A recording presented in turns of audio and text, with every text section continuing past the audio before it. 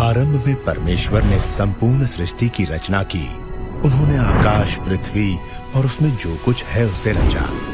जब हम देखते हैं कि परमेश्वर ने क्या क्या रचा है, तो हम आश्चर्यचकित रह जाते हैं। जो कुछ परमेश्वर ने रचा वो सब अच्छा था। हर वस्तु उनकी महानता, भलाई और सामर्थ्य को प्रकट करती है। परमेश्वर ने विभिन्न प्रकार के पेड़ पौधे, जंतु और पशु पक्षी बनाए। तब उन्होंने मिट्टी लेकर पहले मनुष्य को बनाया और उसके नथुनों में जीवन फूंका। पहला मनुष्य आदम कहलाया। तब परमेश्वर ने आदम की पसली निकाली और उससे स्त्री को आदम की पत्नी और साथी होने के लिए रचा। उसे हव्वा नाम दिया गया। परमेश्वर ने अपने स्वरूप में स्त्री और पुरुष रचा, इसलिए वह उनके साथ मिलजुल कर रहने का आनंद उठाते। वो बगीचे में आनंद से उनकी उपस्थिति में रहते थे, जो परमेश्वर ने उनके लिए रचा था। बगीचे को अदन की वाटिका कहा गया। वहां कोई पीड़ा या मृत्यु नहीं थी। परमेश्वर ने आदम से कहा, तुम हर एक पेड़ का फल खा सकते हो, केवल एक को छोड़कर। अगर उसका फल खाओगे तो तुम निश्चय ही मर जाओगे। परंतु एक दिन शैतान, जो दुष्ट आत्माओं का प्रधान है, उसने हव्वा को परीक्षा में डालने की कोशिश की। उसने फल तोड़ा और कुछ खाया और उसने अपने पति को भी खिलाया। उसी क्षण परमेश्वर के साथ उनका संबंध टूट गया, क्योंकि परमेश्वर पवित्र है और उनकी आज्ञा तोड़ने वाले उनकी उपस्थिति में नहीं रह सकते। परमेश्वर ने आदम और हव्वा को अदन की वाटिका से बाहर कर दिया। उन्होंने परमेश्वर की आज्ञा को नहीं माना, इसलिए उन्हें लज्जित होना पड़ा। उसके परिणाम स्वरूप आदम, हव्वा और उनका सारा वंश दुख और मृत्यु के भागीदार हुए। लेकिन परमेश्वर बहुत दयालु हैं। उन्होंने मनुष्य से प्रेम करना नहीं छोड़ा। उन्होंने मनुष्य को फिर से अपनी संगति में लाने का रास्ता पहले से ही तैयार कर लिया था। पवित्र शास्त्र में परमेश्वर ने अपनी इस योजना को प्रकट किया, जिसके द्वारा वे मनुष्य को उस दंड से जिसके वे लायक हैं बचाएंगे और उनके पाप और लज्जा को दूर करके अपनी संगति में वापस लाएंगे। भविष्यवक्ता अब्राहम पर उन्होंने अपनी इस योजना का एक भाग प्रकट किया। अब्राहम ने परमेश्वर पर विश्वास किया और उनका आदर किया। परमेश्वर ने उसे आशीष देने की प्रतिज्ञा की और कहा कि उसके द्वारा वो सब राष्ट्रों के लोगों को आशीष देंगे। परमेश्वर ने उससे प्रतिज्ञा की कि वे उसके वंश को सागर तट की रेत के कणों और आकाश के तारों के समान कर देंगे। अब्राहम ने परमेश्वर पर विश्वास किया और परमेश्वर ने उसके इस विश्वास के कारण उसे धर्मी ठहराया और लोगों ने उसे परमेश्वर का मित्र माना।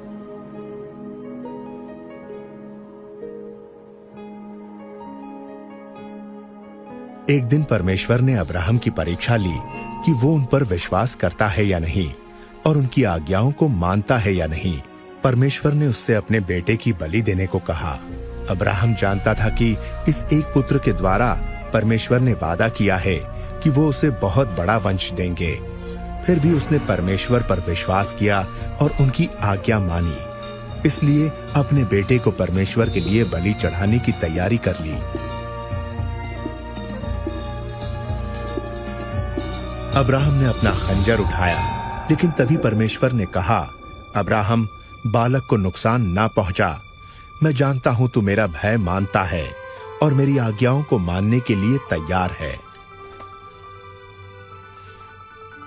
तब अब्राहम ने अपने पास एक मेंढा देखा जो अपने सींग से झाड़ियों में फंसा हुआ था। अब्राहम ने उस मेंढे को लिया जो परमेश्वर ने दिया था और परमेश्वर के लिए उसे अपने पुत्र के बदले बलि चढ़ाया।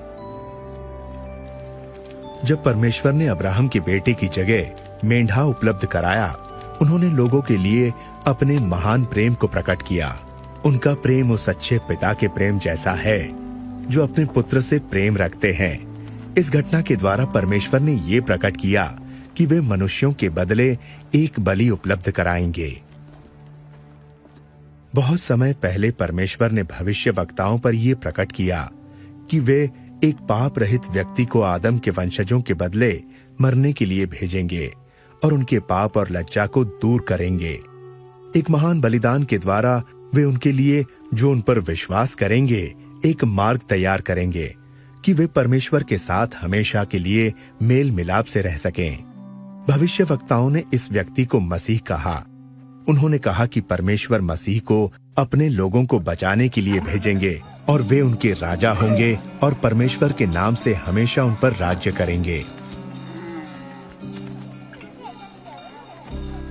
उनके आने से कई 100 साल पहले भविष्यवक्ताओं ने बताया कि मसीह क्या क्या करेंगे और उनके साथ क्या होगा। भविष्यवक्ता दाऊद ने कहा कि परमेश्वर मसीह के बारे में ये घोषणा करेंगे कि तू मेरा पुत्र है। यशायाह भविष्यवक्ता ने कहा कि एक कुंवारी गर्भवती होंगी और एक पुत्र उत्पन्न होंगे। उनका वो पुत्र परमेश्वर का अनंत वचन होगा, जिसे परमेश्वर ने कुंवारी के गर्भ से मनुष्य के रूप में संसार के सम्मुख प्रकट करने के लिए भेजा।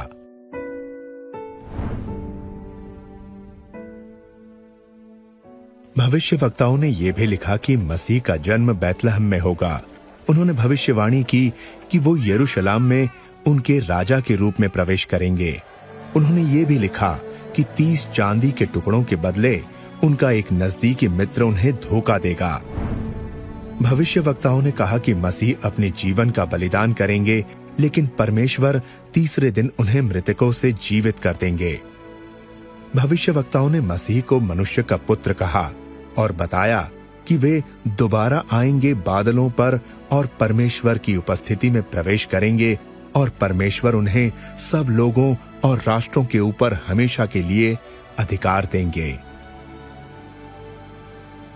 2000 वर्ष पहले एक ऐसे ही व्यक्ति इस संसार में रहते थे जिनका नाम यीशु था। क्या यीशु का जीवन उन सब बातों को जो भविष्यवक्ताओं ने मसीह के बारे में कहीं पूरा करता है?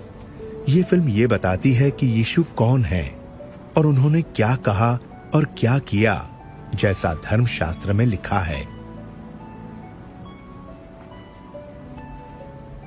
इस फिल्म में कलाकार ने यीशु का पात्र निभाया है। वैसे तो कोई भी इस कार्य के योग्य नहीं, लेकिन इस फिल्म को इसलिए बनाया गया कि लोग यीशु के बारे में और उनके जीवन के बारे में जान सकें और उस आशीष को जिसकी प्रतिज्ञा परमेश्वर ने की है प्राप्त कर सकें।